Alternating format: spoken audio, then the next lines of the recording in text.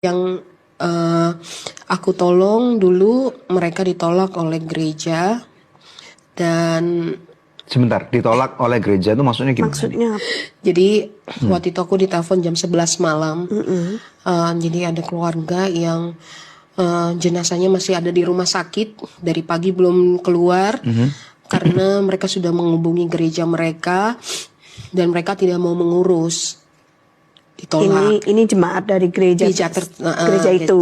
Padahal kan tidak harus gereja yang ngurus, keluarganya kan bisa ngurus sendiri juga. Karena mereka perantau, mereka cuman hidupnya susah jadi tukang tambal ban dan mereka benar-benar miskin, hidup cuman di satu kamar doang, umpek-umpekan di satu situ. Oh, jadi maksudnya biaya Rumah untuk sakit, nebus, biaya bayar obat-obatan apa yang lain itu iya, selama perawatan nggak ada yang bayar. Nggak ada sama sekali. I see. Ini tahun berapa nih?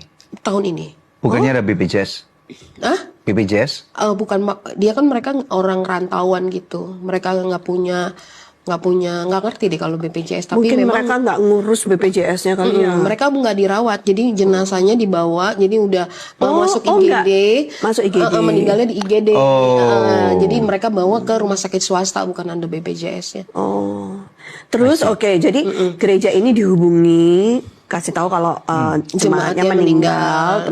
Terus mereka menolak dengan alasan katanya si jemaat ini udah nggak pernah ke gereja lagi 3 tahun. Padahal selama 3 tahun itu dia nggak ke gereja itu karena dia sakit dan tidak ada yang mau ngunjungin gitu. Oh, gerejanya pun nggak tahu kalau jemaatnya sakit selama 3 tahun.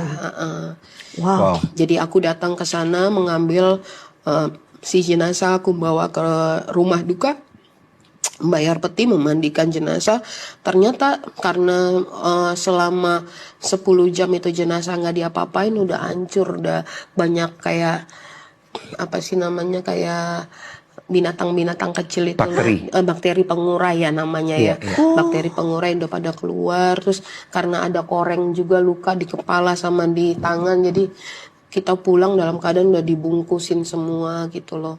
Tapi sampai penguburan, pelayanan masuk gereja, maksudnya pelayanan selama di rumah duka, kita tutup peti segala macam kita semua sediain, sampai ke penguburan aku yang bayar totally. Wow. Dari kamu dan teman-teman kamu yang support. Yes.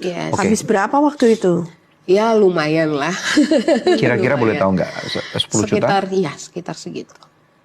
Wah, kalau kamu dibayarnya 200.000, paling tinggi 2 juta, terus suruh keluar duit 10 juta yang benar aja pemirsa. Ayo, nggak boleh kayak gini, kita harus social justice in the church. Iya betul. Nah, kira-kira menurut kamu apa yang kamu suarakan sekarang kalau berkaca dengan kasus ini? Ya aku cuman mau ngomong buat, aku pasti nangis. Buat gereja-gereja yang mimbarnya besar sekali, yang pendetanya pinter ngomong, keren-keren di sosial media.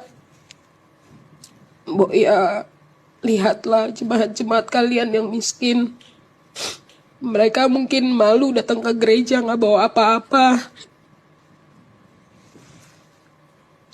Tapi mereka juga kan manusia yang harus diperjuangkan.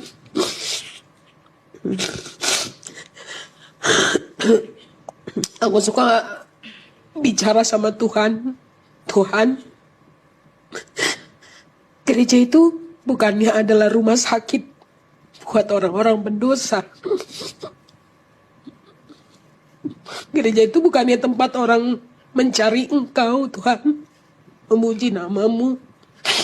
Tapi kenapa banyak sekali gereja-gereja yang tidak memikirkan jemaat-jemaat yang susah.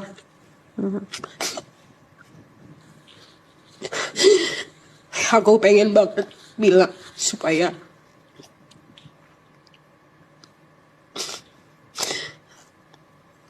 jangan hanya punya mimbar yang besar, tapi cinta kalian harus juga besar.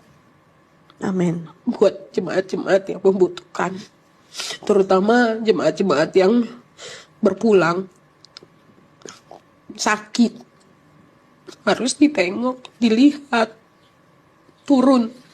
Karena buat aku Jadi orang Kristen itu doing action like Christ, like Jesus. Turun. Jangan hanya bicara di depan. Turun ke jalan. Lihat, jamah, pegang.